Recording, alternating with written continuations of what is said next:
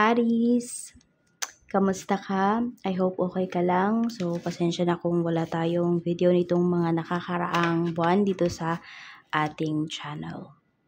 So, naging busy lang sa Facebook page and sa baby. Ayan. So, bago tayo magsimula, kung hindi pa kayo nakasubscribe dito sa ating channel, please subscribe na kayo and palike na din ng ating video. Ayan. Tapos, kung gusto niyo namang mag-avail ng ating private readings, ng ating rituals, ng ating Tiars products, nandyan yung ating Tiars Afero Manifesto. Ayan, pang-highlight yan ng mga wishes po ninyo, no?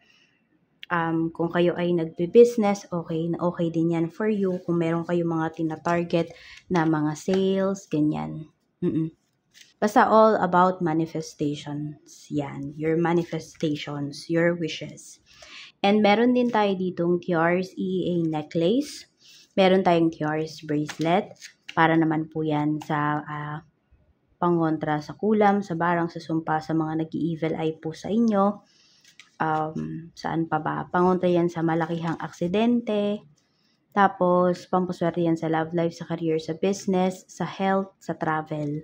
Kaya po kung interesado kayo, 100% yung tiwala nyo, mag-direct message po kayo doon sa ating Facebook page para doon ko isend sa inyo yung full details. Tapos, ito yung mga na-pick up ko during my meditation. Ito muna yung sasabihin ko sa inyo.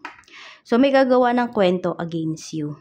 Mag-ingat ka sa mga pinagkakatiwalaan mo, mag-ingat ka sa mga pinagkikwentuhan mo ng mga tao, no, na nangyayari sa life mo. Kasi, pag nakita kasi nila na you are vulnerable, ayan, meron dito gagawan ka talaga ng kwento. And, pwedeng may mga iba pang tao na maniniwala dun sa tao na yon, no? Kasi pwedeng ka-close mo yun eh. So, they will turn against you. Kaya mag-ingat ka.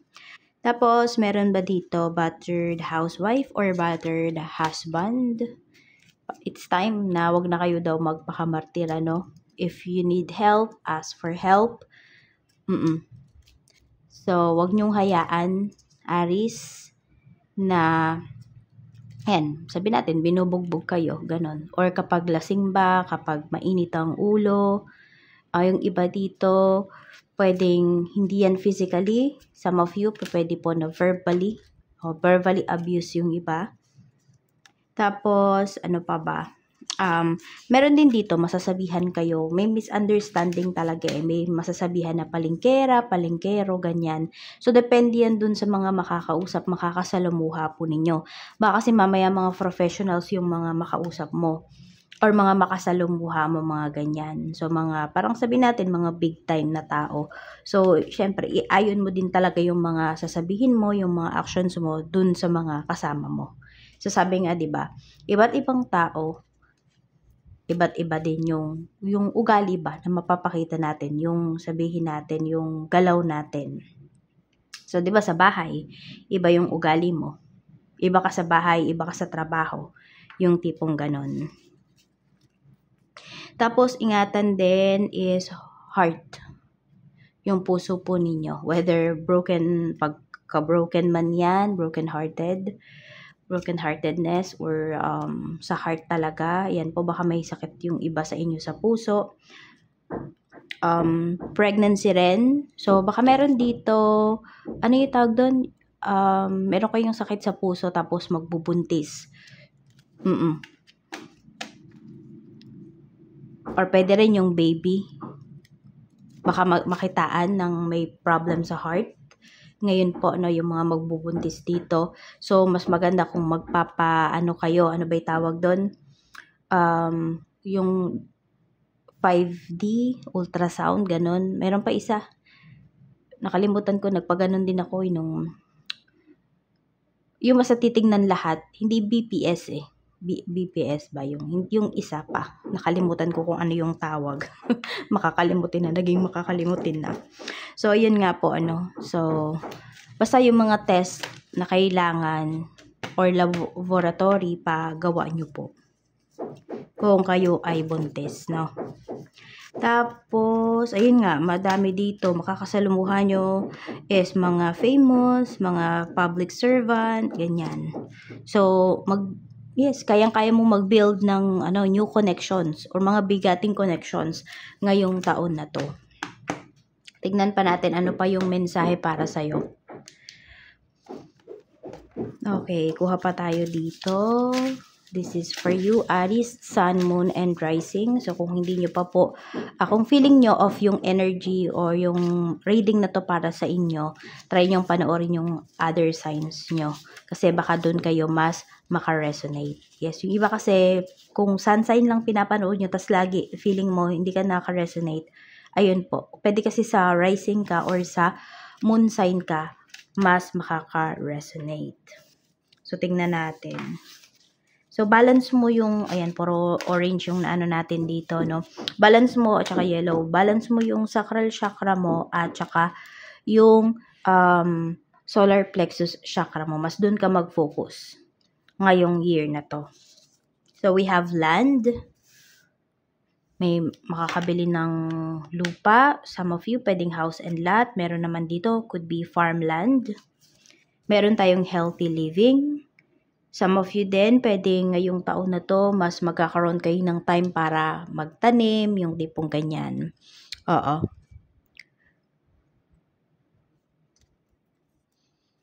Meron tayo ditong manager.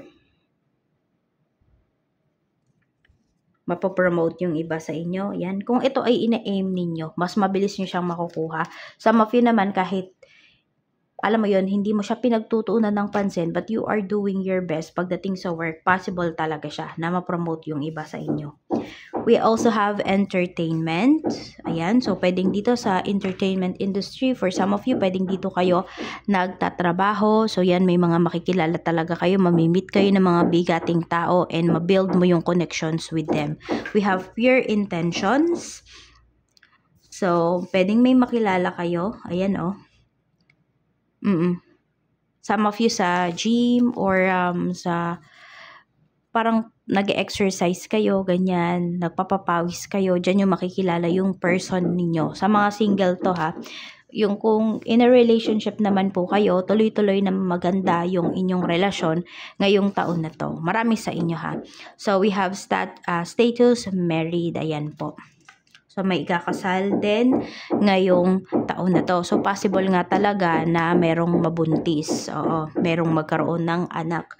Kaya po, alagaan nyo talaga yung health nyo. So, yan yung na-pick up natin for Aries, Sun, Moon, and Rising. Tingnan naman natin kung ano pa yung theme ng iyong 2026. Ano pa po ang theme ng 2026 ni Aries Spirit Guide. So, di ko alam kung naririnig nyo ba, may pumupukpok. So, ayan, pasensya na, maingay. Tignan natin, ano pa yung mensahe. We have Death card.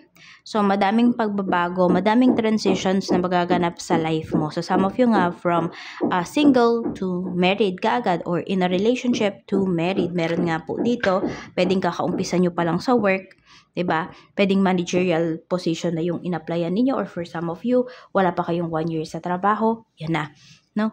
May, maging mataas na kaagad yung inyong posisyon. At meron dito, makakabili kaagad kayo ng lupa. So, basta madaming pagbabago sa life mo. More on mga positives naman ito. Depende na lang din yan doon sa, diba, sa lagay ng isip at puso mo. We have 3 of Wands. So, marami ding plans, madaming pagpaplano ngayong year na to para sa'yo. And may mga travels din na pinapakita. Yan. So, kung nagbabala ka mag-travel, or meron nga dito pwedeng lilipat kayo eh. May paglipat. Pwedeng sa work yan, pwedeng sa bahay ba. Ganyan. Tingnan natin. Kung kayo ay nagpapagawa ng bahay, Aries, so pwedeng malipatan nyo na yung bahay nyo ngayong 2026. Check natin most of the time ano yung mafe-feel mo during 2026. Overwhelm ka. Pero yung pagiging overwhelm mo na to, hindi dahil sa malungkot ka or what, more on kasiyahan kasi to. Madami talagang pagbabago sa life mo, so be prepared.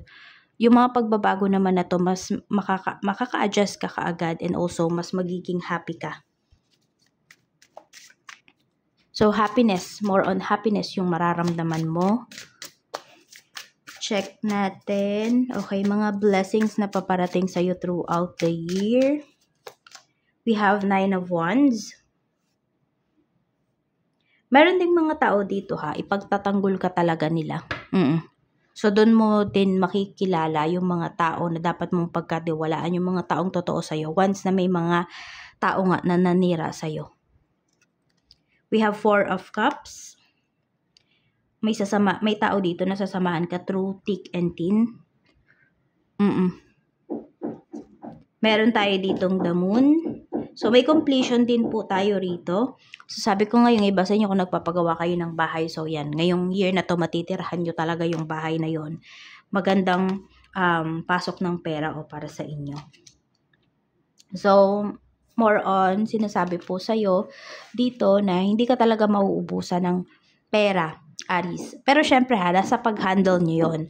At saka kung ano ba yung ginagawa ninyo sa inyong pera, ano ba yung ginagawa nyo na ways para magkapera kayo. Ano ba yung source of income ninyo. Kaya nga sinasabi ko sa inyo dito kanina, pagtunan nyo ng pansin yung solar plexus chakra ninyo at saka yung sacral chakra ninyo. Kasi nandun yung pagiging creative po ninyo. So yes, ninyong maging creative dito para maging tuloy-tuloy din talaga yung kaperahan.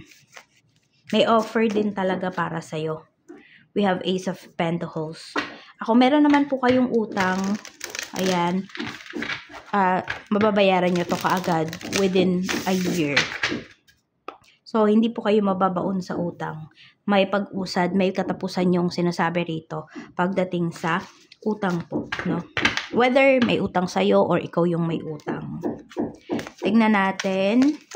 We have Knight of Cups. May paparating din na love life dito para sa'yo. Or offer nga po talaga. Kasi diba may marriage na pinapakita para sa'yo. Yan. So, merong talaga, magla-level up ang inyong relasyon. Check naman natin mga pagsubok na kakaharapin mo. So, ito ay reminder lang po sa inyo ni Universe ha. Huwag kayo masyadong matatakot kapag yun nga, negative talaga yung makikita natin dito. Sinasabi po yan sa inyo para maiwasan po ninyo. Hindi yan para takutin kayo. We have the Chariot. So, more on, kung meron nga dito mahilig mag-travel, whether ano man yung sasakyan ninyo, 2 wheels, 4 wheels, 3 wheels, mag-ingat po kayo sa pag-drive. Ayan. Meron tayo ditong 3 of Cups. And for some of you, kung sa love life naman to, may eksena na third party dito. Pero more on makakausap lang siya. Sabi natin, walang physical na mangyayari. Physikalan na mangyayari. More on pag-uusap, ganyan. So, kung, di ba, meron nga dito maninira sa inyo. So, baka kasi mamaya makwento mo doon, may nakausap ka, na sabihin natin, alam mo na merong asawa, ganun, tapos kinakausap mo pa rin.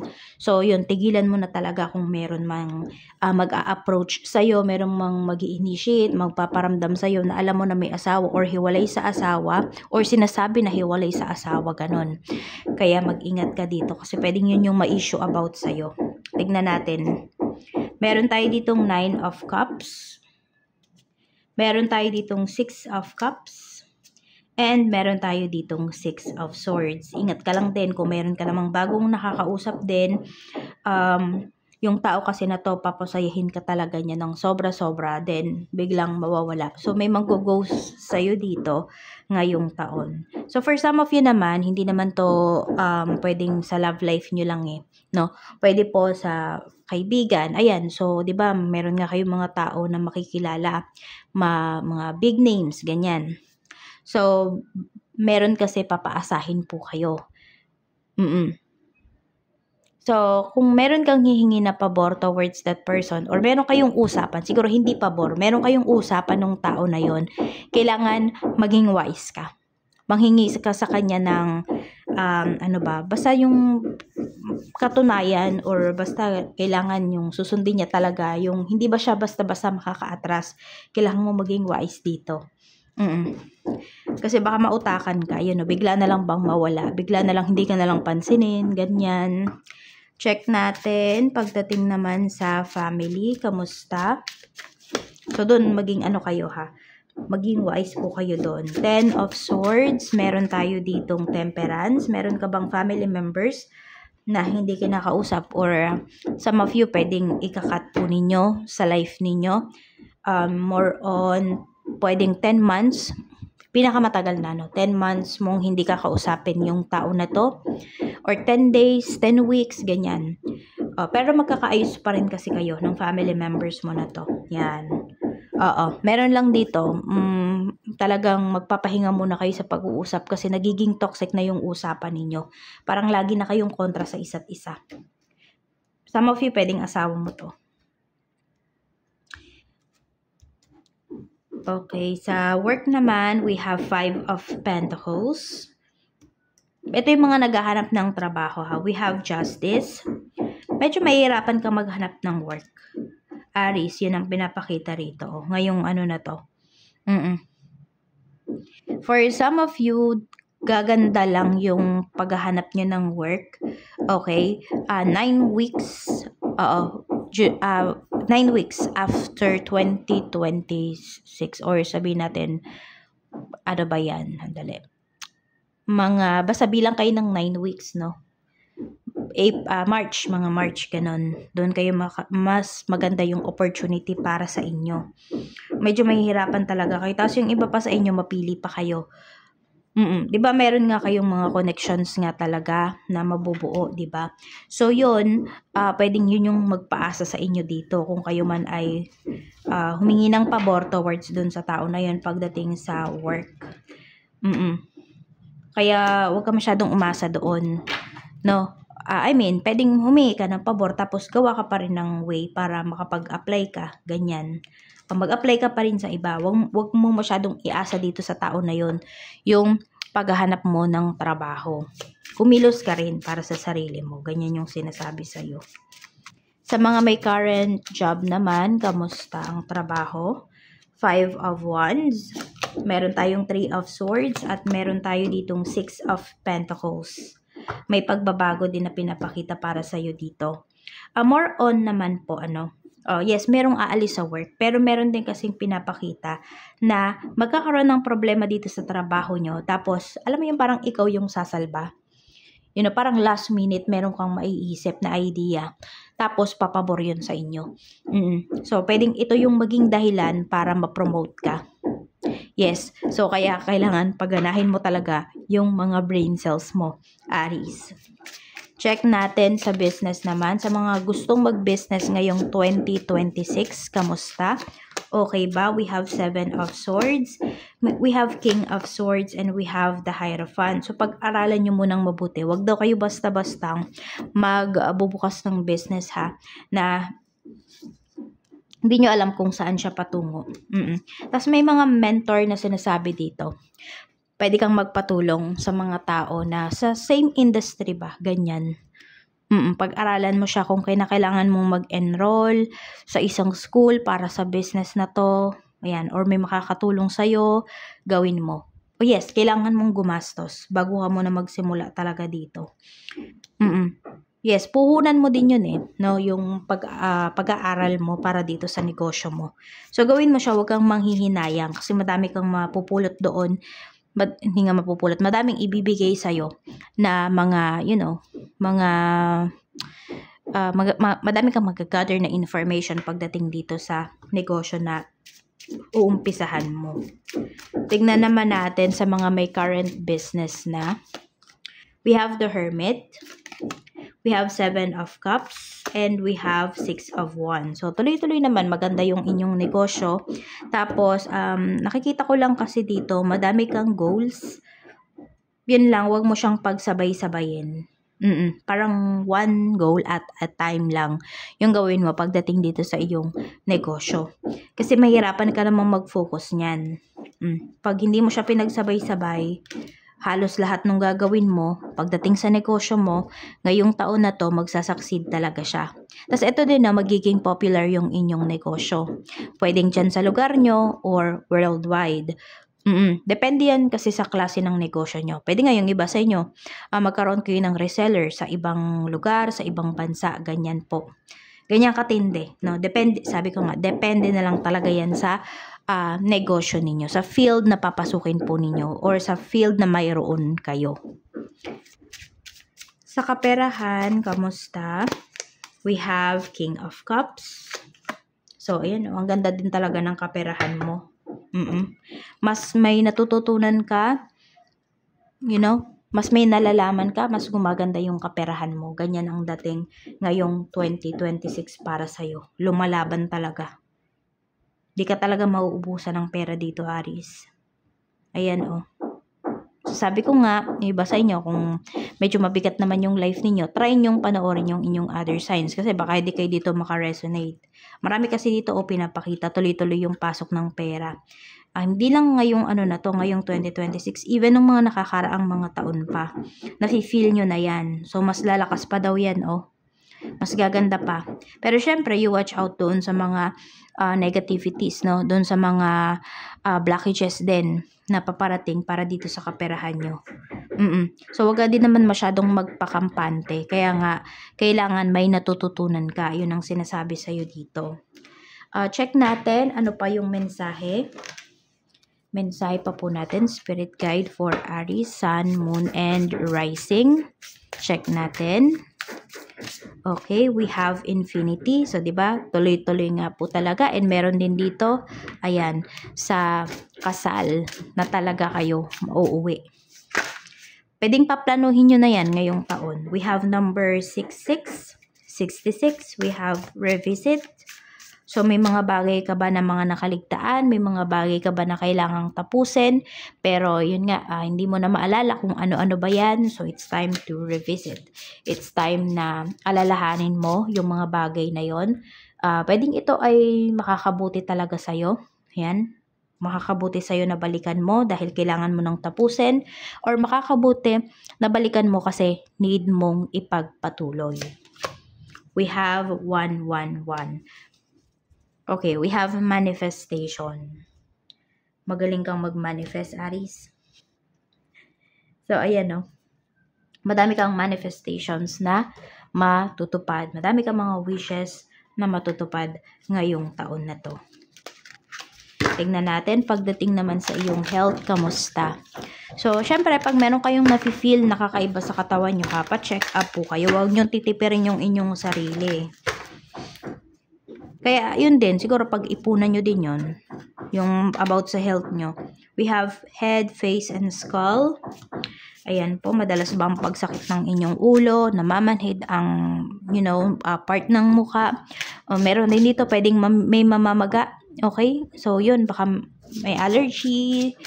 Tapos, kitang-kita siya sa mukha po ninyo.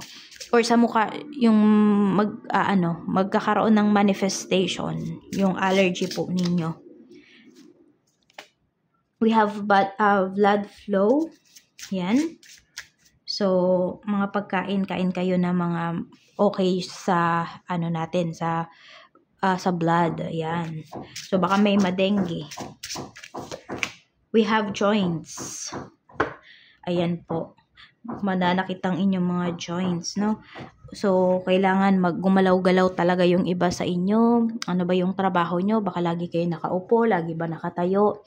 So, yan po, mag-exercise at iwas kayo sa mga pagkain talaga na, alam mo yun, magpapalala dito sa arthritis mo, sa gout mo. Yan.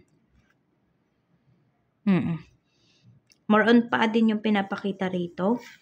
So, need nyong mag-focus sa pag-exercise. Iba po yung kilos sa, kunwari, pagod na pagod ka sa work, or pagod na pagod ka sa bahay, kakalinis, iba po yun, iba yung workout, iba yung paglilinis sa bahay. Oo. Yan. So, time management din, kailangan nyo yun. Lalo na yung iba nga sa inyo, ito. Kung may pamamanhid kayo naman na nararamdaman sa face, baka po over-fatigue kayo.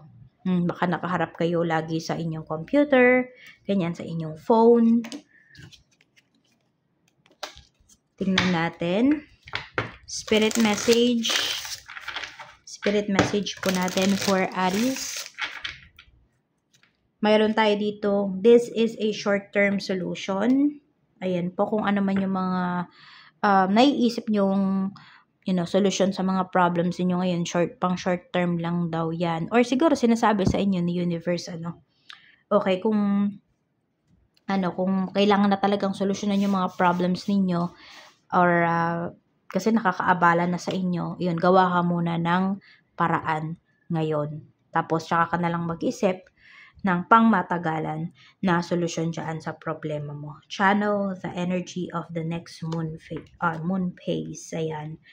So, pag nakita nyo ang buwan, magbilad kayo, no? Kahit anong phase pa yan ng moon, makakasagap pa rin kayo ng good energy dyan. Makakatulong pa rin yan sa inyo. Basta mafe-feel nyo, powerful kayo. Ganyan. Basta iba yung mafe-feel po ninyo once na nagbilad kayo sa full moon, sa anumang phase ng moon, So, you're very close to getting your wish. Yan. So, di ba nga kasi may manifestations tayo dito. So, alisin nyo yung doubts ninyo. Just relax your energy. Talagang mangyayari yung minamanifest po ninyo. So, ayan lang, Aries, ang mensahe para sa'yo. Good luck and congratulations, best wishes para sa'yo ngayong 2026. Kayang-kaya mo yan. At, i-accept mo lahat, i-accept, i-embrace mo lahat ng blessings para sa'yo.